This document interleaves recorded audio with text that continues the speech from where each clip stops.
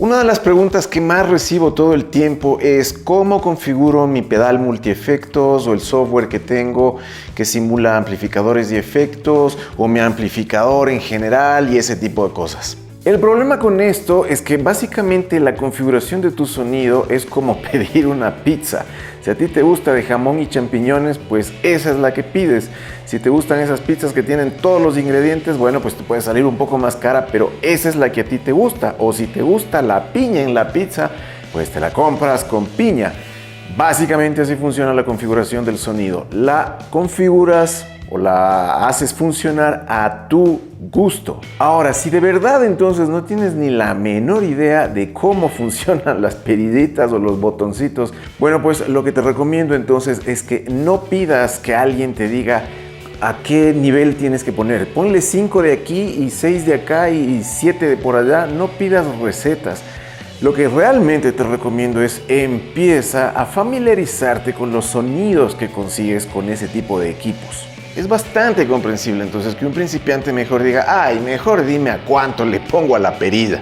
Pero créeme, cuando haces eso te estás perdiendo de toda la diversión de aprender sobre colores, texturas, características tonales y sonidos de tus equipos y que forman parte de las grandes obras dentro de la música que te gusta. En este caso podríamos estar hablando del rock.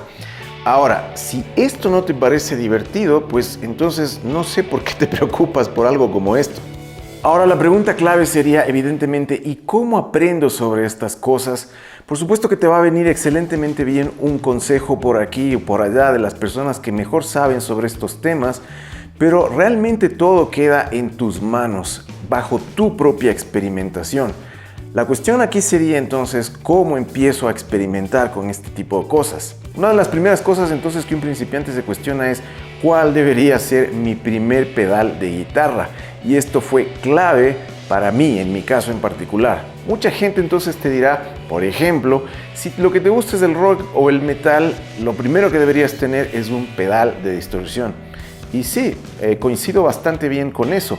Pero yo pienso que hay una mejor solución para este dilema de cuál debería ser mi primer pedal y es básicamente no comprarte ningún pedal análogo que sea únicamente un tipo de efecto. Por ejemplo, un pedal de reverb, un pedal de delay, un pedal de distorsión. No.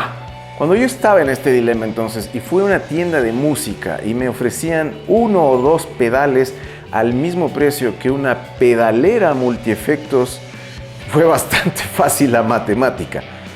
2 efectos, pedalera de multiefectos que me da como 20 efectos distintos. ¿Qué será mejor? La solución fue bastante fácil realmente. Mi primer pedal de guitarra fue esto, una pedalera multiefectos. Ya no tenía que ponerme a decidir cuál comprar. Si quiero la distorsión, pero también quiero un wah. Amaba el wah. Mira, acá tengo wah. Y también tengo, no una distorsión que es la de ese pedal, 8, 10 distorsiones distintas y ya no tengo que decidir entre el reverb o el delay o el flanger o alguno de esos. No, todos están aquí. ¿Cuál es el principal pero entonces que tiene la gente de los pedales multiefectos? Pues que evidentemente no es lo mismo que tener un pedal análogo para cada efecto y formar así tu pedal board. Aparte de que se ve mucho más impresionante que esto, pues por supuesto que el sonido no va a ser igual, sobre todo en los primeros modelos de pedales multiefectos en donde la marca Zoom era muy pero muy amateur, es decir, cuando comprabas un pedal de esa marca era el típico sonido de guitarrista principiante, no te lo voy a negar. Sin embargo, la tecnología fue mejorando cada vez más y este pedal ya te daba opciones muy distintas a los de otras pedaleras multiefectos y que fue toda la diferencia cuando yo empezaba con la guitarra. Esto debo haberlo comprado en el año 98 más o menos, o finales de los 90. ¿Cuál fue la diferencia entonces entre este tipo de pedalera y las que venían haciendo en tiempos anteriores al lanzamiento de esta de aquí y que marcó toda la diferencia en mi forma de apreciar los distintos sonidos que podía ofrecer algo como esto? Pues que en esta época se estaba empezando a desarrollar lo que ahora es pan nuestro de cada día, que es el amp modeling. Eso significa que aquí no tenía solamente una distorsión, que es la que te venía en este pedal en particular, o en el Boss DS1, o en cualquier pedal de distorsión análogo por separado, pues que esto de aquí tenía el famoso amp modeling, que era como tener, qué sé yo, $10,000 invertidos en 5 o 6 amplificadores muy especiales, de marcas muy reconocidas: Fender, Vox, Marshall, Laney, Soldano, Mesa Boogie, ese tipo de cosas. Con una simple perilla, entonces, que era esta de aquí, podías seleccionar los distintos tipos de amplificador que tenías, que eran estos de aquí. Entonces, por ejemplo, el Rectified, por ejemplo, era un Mesa Boogie. El Tweed era el típico Fender Twin Reverb. Tienes el High Gain, era el Marshall JCM, clásico, legendario, y así sucesivamente. El Clean podía ser un Vox. Entonces, realmente lo que tenías era el sonido de esos amplificadores modelado o simulado por este pedal. Eso es completamente distinto. Eso es básicamente como entender los sonidos legendarios de los discos que más te gustaban dentro del rock y el metal. Era una cosa fascinante.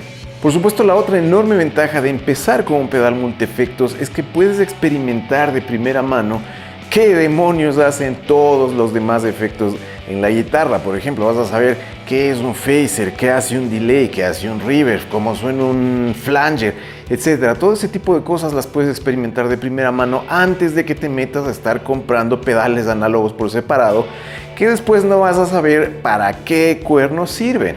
Hasta aquí entonces ya tenía dos de los ingredientes principales que me ayudaron a entender mejor los tonos de la guitarra. El primero era conocer todas las diferencias y la amplia gama de sonidos que me podían dar distintos tipos de efectos: flanger, phaser, reverb, delay, compresión, etcétera, etcétera, etcétera. El segundo elemento, por supuesto, son estos simuladores de amplificadores famosos y reconocidos que te van dando una experiencia de primera mano de ese sonido particular que utilizaron los grandes dentro de la historia de la música a través de sus amplificadores.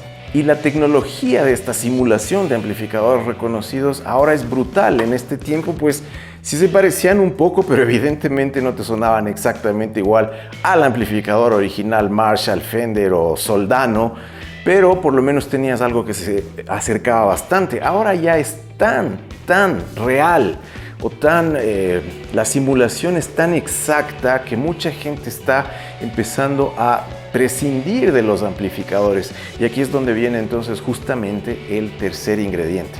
Créeme, entonces, uno no es consciente de lo importante que es tener un buen amplificador hasta que prueba uno que realmente sea bueno. Ahí sí que tu mundo y tu visión del tono y del sonido cambia completamente. A veces he visto gente en YouTube, por ejemplo, haciendo covers de canciones con una super pedal board, con unos 10 pedales, pero utilizando un amplificador de estos. Es decir, por muy bueno que sea tu equipo, ¿cómo crees que va a sonar si lo estás haciendo pasar a través de un amplificador que tiene una bocina del tamaño de una nuez?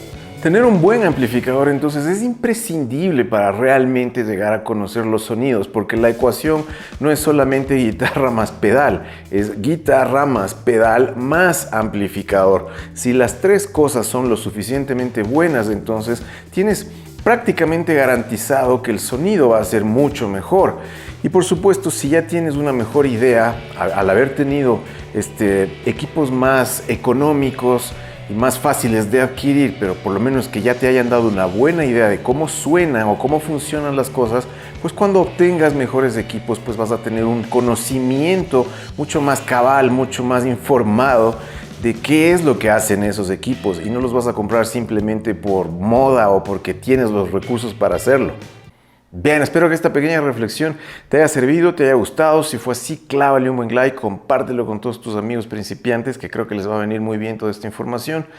Y si quieres seguir profundizando en otros aspectos dentro del aprendizaje del instrumento, no te pierdas el video que te dejo por este lado. Pero si realmente quieres ver avances dentro de tu forma de tocar y quieres clases personalizadas conmigo, no te pierdas el video que te dejo de este lado.